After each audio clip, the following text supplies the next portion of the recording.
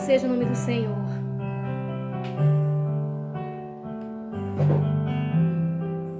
Bem mais que as forças, poder e reis, que a natureza e tudo que se fez, bem mais que tudo criado por tuas mãos.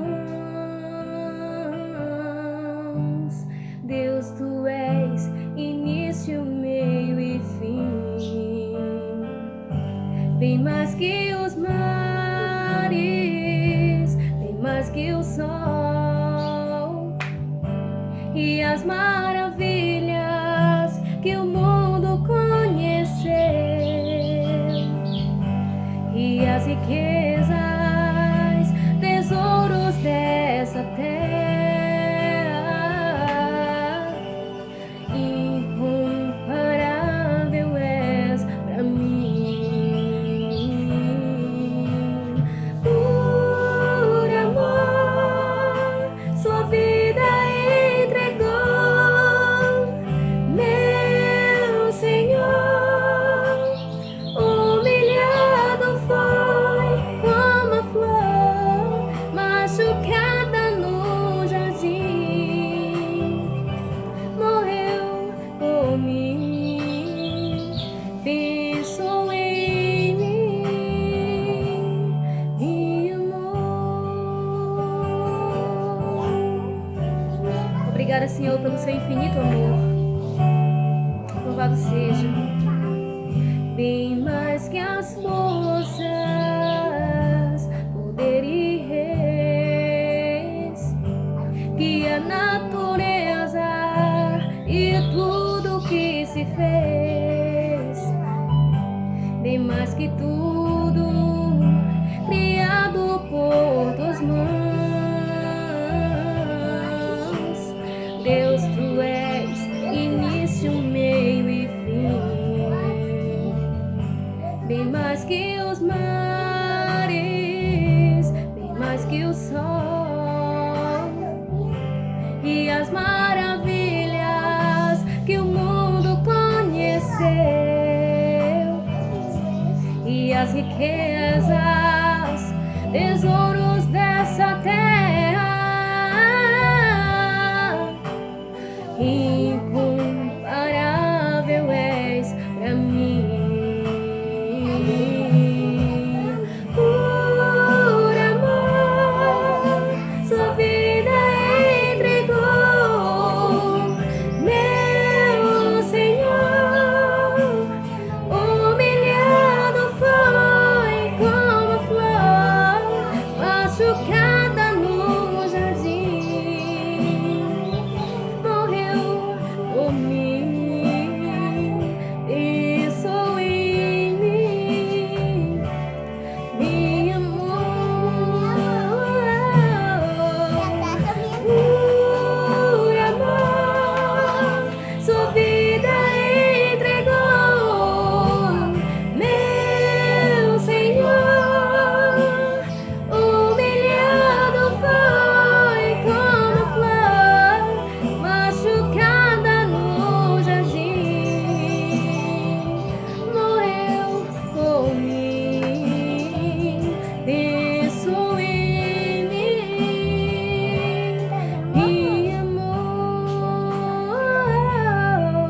Como a flor machucada no jardim, morreu por mim. Pensou em mim. Ele me amou tanto, me amou. Fiquem todos com a paz do Senhor. Um beijo no coração de cada um de vocês, meus amados. Que Deus abençoe.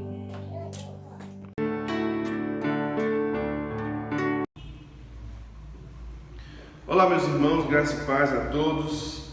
É um grande prazer retornarmos hoje para estudarmos a palavra de Deus. Na última vez que estivemos reunidos juntos, o pastor Marcos esteve pregando no livro de Mateus. Então nós vamos dar continuidade às pregações dos estudos no livro de Mateus. Na última vez que ele esteve, ele falou sobre a autoridade do rei e a esperança aos necessitados. Ele pregou especificamente em Mateus capítulo 9, do verso 18 ao verso 38. Nós iremos então dar continuidade a isso, só que hoje nós iremos estudar Mateus capítulo 9, do verso 35 até Mateus capítulo 10, verso 5. E agora, observando especificamente ou principalmente a autoridade do rei que é estendida a nós, os discípulos do Senhor Jesus Cristo. Então eu queria convidar os irmãos a abrirem as suas Bíblias no livro de Mateus capítulo 9, e nós vamos fazer a leitura do verso 35 até o capítulo 10, verso 5. Diz assim então a palavra de Deus: Jesus ia passando por todas as cidades e povoados, ensinando nas sinagogas, pregando as boas novas do reino e curando todas as enfermidades e doenças. Ao ver as multidões, teve compaixão delas, porque estavam aflitas e desamparadas como ovelhas sem pastor. Então disse aos seus discípulos: a colheita é grande, mas os trabalhadores são poucos. Peçam, pois, ao Senhor da colheita que envie trabalhadores para a sua colheita. Chamando os seus 12 discípulos, deu-lhes autoridade para expulsar espíritos imundos e curar todas as doenças e enfermidades. Estes são os nomes dos 12 apóstolos: primeiro Simão, chamado Pedro, e André, seu irmão, Tiago, filho de Zebedeu, e João, seu irmão, Filipe e Bartolomeu, Tomé e Mateus, o publicano, Tiago, filho de Alfeu, e Tadeu, Simão, o Zelote e Judas Iscariotes, que o traiu. Jesus enviou os 12 com as seguintes instruções. Vamos orar e pedir para que Deus esteja conosco durante todo esse momento. Deus, mais uma vez, muito obrigado pelo grande privilégio de estarmos reunidos, mesmo que hoje desta forma, por meio de vias eletrônicas, tecnológicas. Obrigado, Deus, porque o Senhor tem nos guardado de toda doença. Obrigado porque o Senhor tem cuidado, Deus, de todas as coisas e tem controlado todo o universo. Nós te pedimos esse dia que o Senhor possa nos transformar por meio da palavra, que o Senhor possa nos moldar conforme a tua palavra. Fica conosco e nos ensina, Deus, em nome de Jesus. Amém. Quando nós olhamos o ministério de Cristo no Evangelho, nós podemos dividir de diversas formas o ministério de Cristo nos Evangelhos, principalmente nos Evangelhos. Uma delas, e é aí que vamos utilizar hoje, principalmente para que os irmãos possam se localizar dentro da história, dentro do ministério de Jesus encarnado, é a divisão dos grandes discursos. Nos Evangelhos, Mateus registra pelo menos 5 grandes discursos de Jesus. E o mais conhecido, inclusive, pelos irmãos, deve ser o discurso que é chamado discurso do Sermão do Monte. Esse discurso, geralmente é lembrado por algumas pessoas apenas pelas bem-aventuranças ali em Mateus capítulo 5, apesar de ser muito mais extenso do que isso. Na verdade, esse primeiro discurso de Jesus é o maior dentre todos os 5 discursos que tem ali no Evangelho de Mateus. O mais conhecido dentre eles, pelo menos. Esse primeiro discurso vai de Mateus capítulo 5 até Mateus capítulo 7, verso 29, mais ou menos. E o segundo grande discurso que é registrado no livro de Mateus é exatamente no texto que nós estamos estudando esta noite. O texto de Mateus capítulo 10, do verso 1 ao verso 42, marca o segundo grande discurso. E é exatamente esse grande discurso, ou esse discurso do Senhor Jesus, que nós iremos estudar hoje e nas próximas semanas. Talvez uma pergunta que surge entre os irmãos é como identificar que o discurso que foi registrado aqui no livro de Mateus. E de forma unânime, os estudiosos vão considerar o discurso como sendo aquele momento em que Jesus especificamente está instruindo os seus discípulos. Lá em Mateus capítulo 5, ao capítulo 7, Jesus está instruindo os seus discípulos. E aqui em Mateus capítulo 10, do verso 1 ao verso 42, também Jesus está instruindo os seus discípulos. Agora, é muito importante os irmãos entenderem que quando eu falo discípulos aqui especificamente, eu não estou necessariamente falando apenas ou somente dos discípulos, 12 discípulos do Senhor Jesus, mas estou considerando todos aqueles que ali estavam seguindo Jesus. Nós vimos, olhando um pouco para trás, olhando para o que o pastor Marcos já tem nos ensinado aqui no Evangelho de Mateus, nós vimos desde o capítulo 8, após o encerramento do primeiro discurso, até Mateus capítulo 9, verso 34, Jesus manifestando a sua autoridade de várias formas. Ele mostra por meio de milagres de cura, ele controla as forças naturais como tempestades, ele expulsa ou faz exorcismo de demônios, cura de paralíticos, e perdão de pecados, ressurreição de mortos e tantas outras curas. E isso marca a autoridade do Senhor Jesus enquanto seu ministério. Mas quando chegamos no verso 35, o autor do Evangelho, possivelmente Mateus, resume esse ministério de Jesus. Jesus então, ele prega, ele ensina, ele prega e ele cura durante o seu ministério. Verso 35 diz exatamente isso. Jesus ia passando por todas as cidades e povoados, ensinando nas sinagogas, pregando as boas novas do reino e curando todas as enfermidades de doença.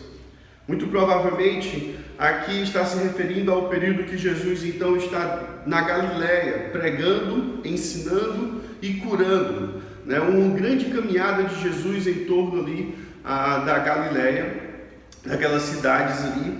Ele estava ali então exercendo o seu ministério, mostrando ou manifestando a sua autoridade.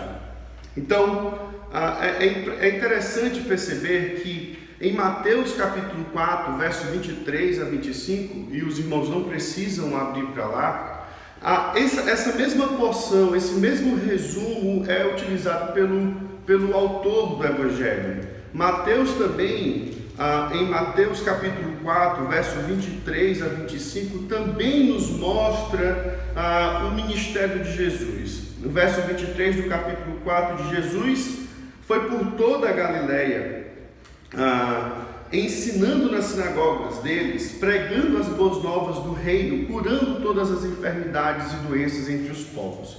Aqui no capítulo 5, da mesma forma, no capítulo 9, da mesma forma que no capítulo 4, antecedendo então o grande discurso, ou discurso de Jesus aos seus discípulos, ele resume então o ministério de Jesus. Jesus é aquele que ensina durante a sua caminhada, ele prega e ele cura.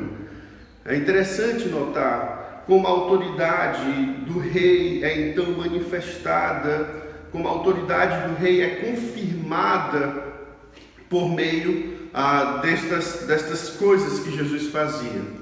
A autoridade do rei é confirmada nos lugares onde ele passava. É como se tudo aquilo que Jesus estava fazendo então testificasse sobre ele, sobre aquele que seria enviado, o Messias. Mas agora, especificamente no capítulo 9, no verso 36, o evangelista então expõe o coração de Jesus. Nós precisamos lembrar que Jesus ele é 100% Deus, mas também é 100% homem. E o que se descreve no capítulo 36 parece muito mais uma emoção ou aquilo que está dentro de um coração humano. Ele, ao ver as multidões, ele então sente compaixão delas. E isso é especificado no verso 36. E isso é colocado de forma a levar o leitor a compreender a dimensão do ministério de Jesus ou a dimensão do ministério dos discípulos. Algo muito maior talvez do que Jesus como homem poderia fazer, e ele vai então fazer essa transição, ele vai estender essa autoridade para os discípulos. Ele vê uma multidão que está aflita, uma multidão que está desamparada, uma multidão que está como se fosse uma ovelha sem pastor. E aqui no verso 36, pelo menos duas verdades saltam desses versos e são importantes para entendermos como devemos então, como deve ser o nosso coração diante do perdido. A primeira está relacionada com a própria palavra compaixão. O coração de Jesus aqui, então, como eu já disse, é exposto pelo evangelista. Nós talvez não consigamos mensurar qual é a medida, qual é o tamanho do sentimento de Jesus por aquele povo. Talvez é muito difícil explicar o que é ter compaixão, talvez nem sequer conseguimos. Mas é possível sim compreender que Jesus estava com o coração sensibilizado por aquele povo. A palavra no grego aqui nos traz uma ideia de ser algo que é movido pelas entranhas. Naquela época, achava-se que o centro do amor, a sede do amor, da piedade, vinha das entranhas. Então é aquele sentimento meio que vem do fundo e de alguma forma move o coração, move a piedade, move um sentimento de pena. Até pena poderia ser descrito como significado dessa palavra. Ele olha, então ele tem pena, ele tem amor, ele tem piedade, ele sofre, ele chora provavelmente. É um sentimento muito forte. Talvez nós não consigamos perceber a grandeza no sentido de quão tamanho foi a compaixão de Jesus ao ver o povo. Um povo que estava perdido no ensinamento, naquilo que lhes foi ensinado. Um povo que não conseguia adorar a Deus porque não conhecia de fato. Um povo que sofria tormento no próprio corpo por causa dos demônios, por causa dos seus pecados. Nesses últimos dias, entregando cestas básicas, tanto em Sapiranga quanto em Dois Irmãos, eu especificamente, eu queria tentar descrever o sentimento que eu tinha ao entregar as cestas básicas, principalmente em Dois Irmãos, onde nós vimos situações bem diferentes do que eu imaginava aqui no Rio Grande do Sul. E eu só conseguia dizer, como eu estou triste, não porque nós demos as cestas básicas, mas como eu estou triste porque eu não consigo entender como as pessoas conseguem viver dessa forma, como eu posso orar por essas pessoas para que essas pessoas, Deus possa de alguma forma livrá-las. E talvez a palavra que eu deveria ter na mente era que eu estava tendo compaixão por essas pessoas. Eu estava sentindo algo que vinha realmente do fundo e expressava um amor por elas. Essas pessoas estavam então com necessidades, mas aquilo que nós estávamos fazendo era apenas um pontinho de toda a necessidade do estado do Rio Grande do Sul, toda a necessidade do Brasil e do mundo. Obviamente, a compaixão de Jesus aqui não está relacionada simplesmente com os aspectos físicos, é muito mais do que isso. Jesus não está simplesmente preocupado com a falta de comida ou a falta de saúde, não é isso. Porque no seu ministério, além de curar as enfermidades, além de dar esperança e conforto para aqueles que vivem naquele momento, ele pregava sobre algo que é futuro, algo que seria usufruído completamente quando ele voltasse então para reinar eternamente. Ele estava apenas mostrando ou manifestando uma parte daquilo que seria um todo lá no final, curando aquelas pessoas. Jesus também tinha compaixão porque essas pessoas estavam longe do reino, estavam longe do próprio Deus, estavam com necessidades espirituais. É óbvio que a situação de doenças e enfermidades também pode de alguma forma afetar o sentimento de Jesus para essas pessoas, mas não é isso, não é o principal ponto aqui.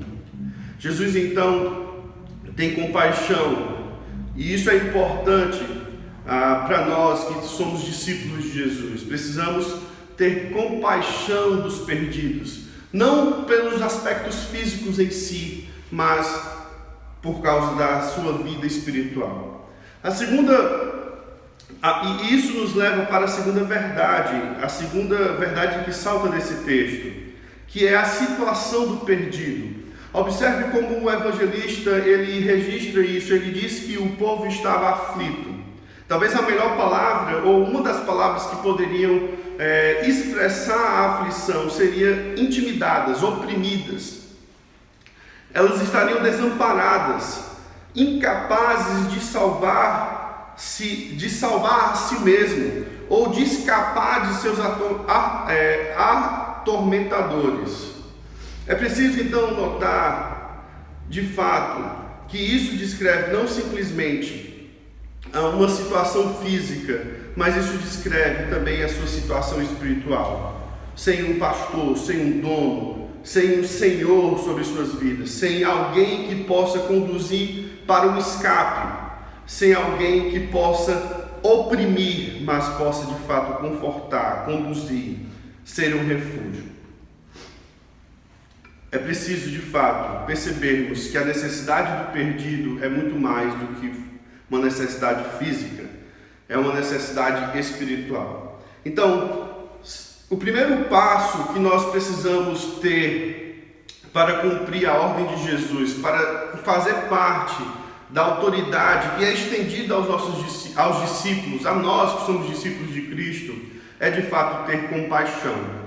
Compaixão pelo perdido. E compaixão é então ser movido de amor e piedade para levar esperança ao perdido que está aflito e desamparado.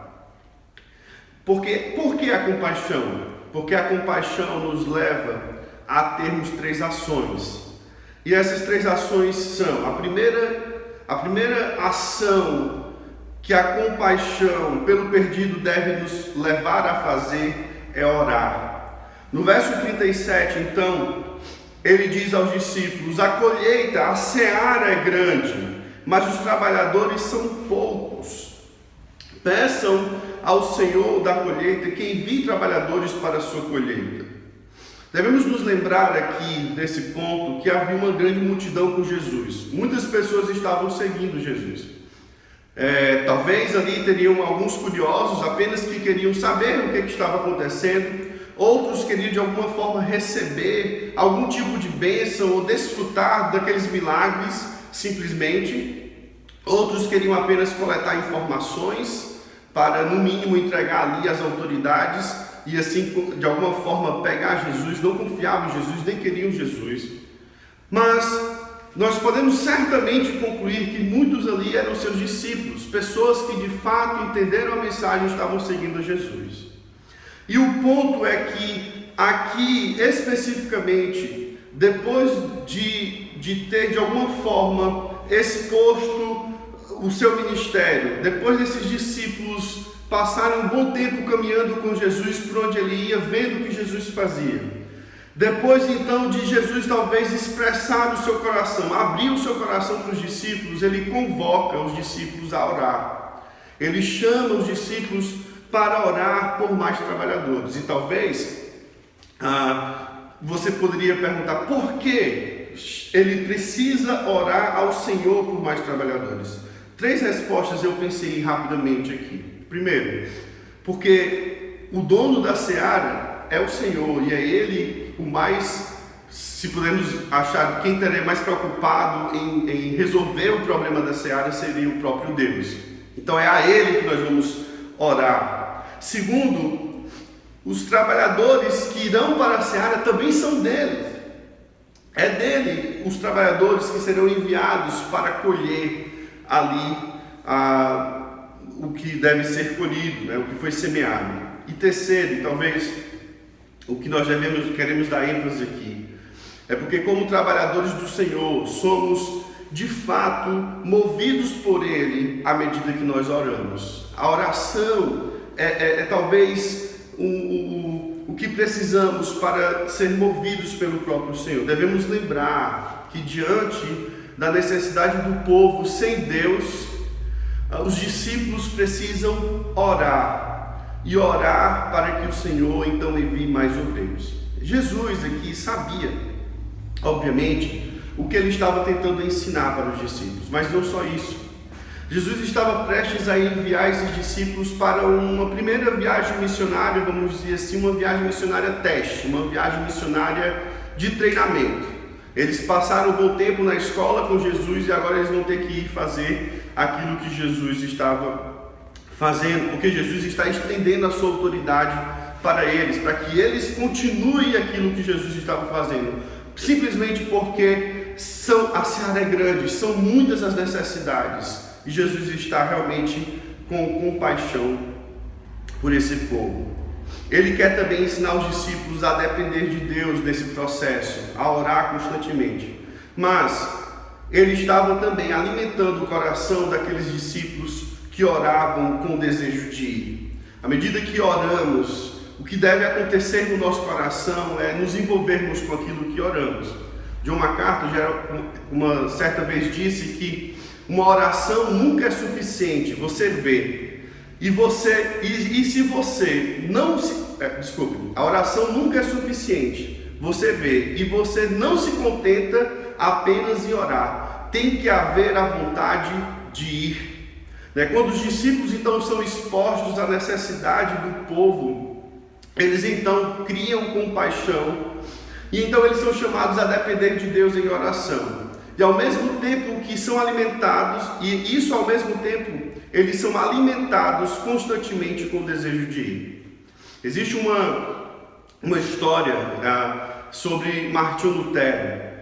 Diz que Martinho Lutero tinha um amigo e enquanto Lutero estava na frente da batalha tentando convencer as pessoas que a justificação era somente pela fé, então este grande amigo, ele ficava em oração, constantemente orando por essa batalha que Lutero iria fazer. Então, certo dia, este amigo teve um sonho, e nesse sonho ele via um campo, um mundo como um campo, e ele olhava para esse campo, e esse campo se estendia por todo o mundo. E ele via nesse campo um homem solitário, atravessando aquele campo tão grande. Ele não conseguia ver no primeiro momento quem era ele, mas tentando olhar e se aproximando, ele conseguiu ver o rosto, e era o rosto do seu querido amigo Lutero.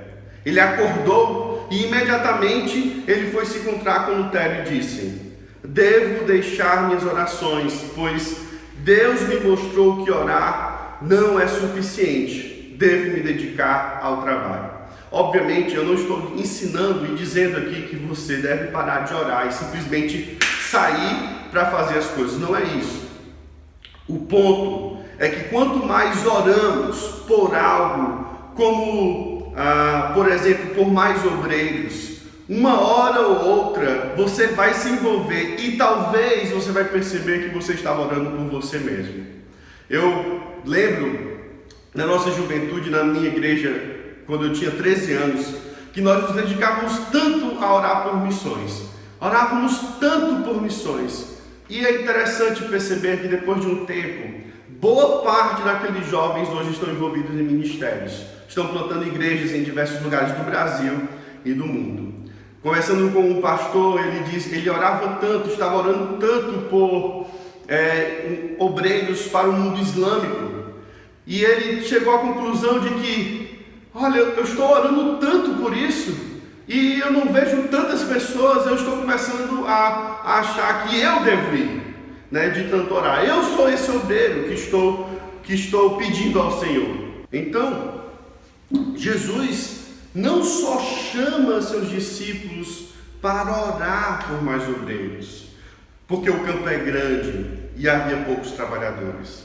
Jesus também os chamou para se envolver com a necessidade. A compaixão pelo perdido deve nos levar a termos três ações. Primeiro, a compaixão pelo perdido deve nos levar a orar. Segundo, a compaixão pelo perdido deve nos levar a ir, deve nos nos enviar. Jesus, ele chama os discípulos para ir. Quando chegamos em Mateus capítulo 10, o verso 1, Jesus então chama seus 12 discípulos. Muito provavelmente, essa reunião aqui especial entre Jesus e seus discípulos deve ter acontecido no Monte Arbel. E vocês vão ver aqui no Monte Arbel, nessa figura que tem aí agora aparecendo, a grande visão que pode ter. O Monte Arbel, ele fica em torno do Mar da Galileia.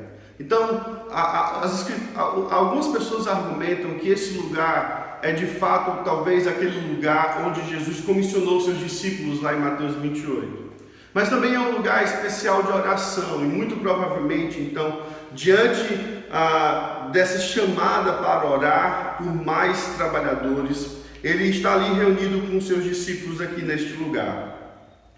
E ele chama então, de toda aquela multidão, de todos os seus discípulos, ele chama então os 12 discípulos, aqueles que se tornarão os apóstolos, os enviados de Jesus. O Rei Jesus irá agora estender de alguma forma, ou pelo menos em parte, a sua autoridade aos seus discípulos, aqueles que o acompanharam durante todo o seu ministério. Então o verso 1 diz: deu-lhes autoridade. Talvez você pode estar se perguntando, por que Jesus então dá essa autoridade, ou transmite esta autoridade para os seus discípulos? Primeiro, que essa autoridade, ou melhor dizendo, os milagres, porque veja a autoridade sobre o quê? Para expulsar espíritos imundos e curar todas as doenças e enfermidades. São sinais miraculosos isso aqui. E os sinais miraculosos existiam nesse momento da história para testificar o mensageiro do reino, a mensagem do reino. Esses sinais miraculosos serviriam então, da mesma forma que serviram para testificar que Jesus era o rei, Jesus era aquele enviado, Jesus era o Messias, também iria testificar que os apóstolos seriam aqueles que dariam continuidade ao ministério de Jesus. No capítulo 11, verso 4, verso 3, verso 2, João, ele ao ouvir na prisão o que Cristo estava fazendo, enviou seus discípulos para perguntar a ele se este Jesus, se ele era aquele que haveria de vir. Jesus simplesmente responde: volte e anuncie a João que vocês estão ouvindo e vendo. Os cegos veem, os aleijados andam, os leprosos são purificados, os surdos ouvem, os mortos são ressuscitados, e as boas novas do reino são pregadas aos pobres. Esta autoridade que está aqui especificamente relacionada com esses sinais miraculosos, expulsar, curar todas as doenças, está relacionado com a identidade, como um selo de que realmente estes são enviados ou dão continuidade ao ministério de Jesus. A autoridade que é investida aos discípulos pelo Rei, o Senhor Jesus, confere a eles a autoridade apostólica. Observe que no verso 1, os discípulos ainda são chamados de discípulos, chamado seus 12 discípulos, deu-lhes autoridade. E no verso 2, quando vai ser relacionado o nome daqueles que irão, ele então vai dizer: estes são os nomes dos 12 apóstolos. O verso 2 então nos mostra que essa investidura, essa transferência, essa extensão da autoridade do Rei, a autoridade do Senhor Jesus, aos discípulos confere a ele a autoridade apostólica. E aí ele descreve os discípulos, os apóstolos aqui. Nós não vamos trabalhar ou especificar algo sobre o versículo 2, 3 e o 4, mas no verso 5, Jesus então diz, o evangelista simplesmente diz: Jesus então enviou os 12 com as seguintes instruções.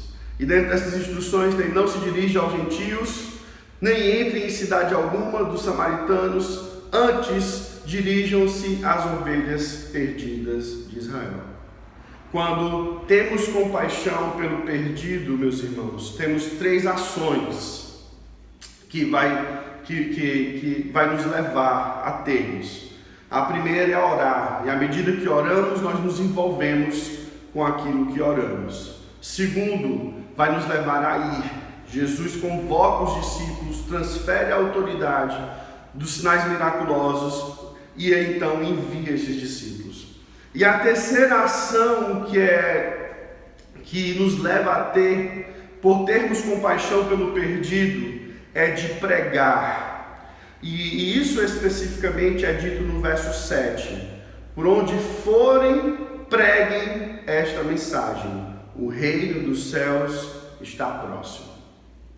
Mas tudo isso sobre esse momento em que os discípulos estão enviando, sobre as instruções para a viagem, sobre o ensino para depender de Deus, ainda no capítulo 2, as atitudes que os discípulos devem ter à medida que estão formando ou estão em busca de novos discípulos, em busca dos perdidos, nós vamos ver no próximo domingo e nos outros. Espero que os irmãos possam ter entendido este dia. Jesus, ele tem compaixão pelo perdido.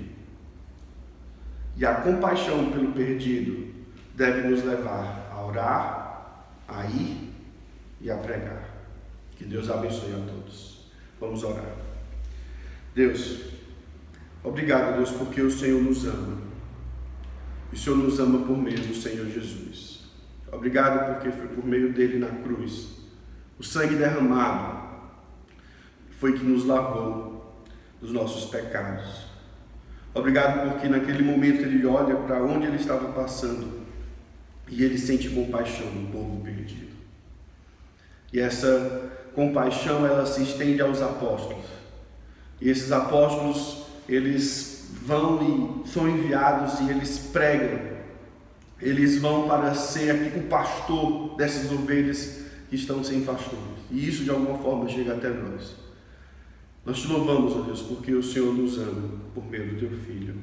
Nos ajuda a termos compaixão pelo perdido. Nos ajuda a orarmos e a nos envolvermos com isso. E nos envia para onde o Senhor quer que nós o que o Senhor quer que nós vamos. Essa é a nossa então oração. Em nome do Senhor Jesus Cristo. Amém.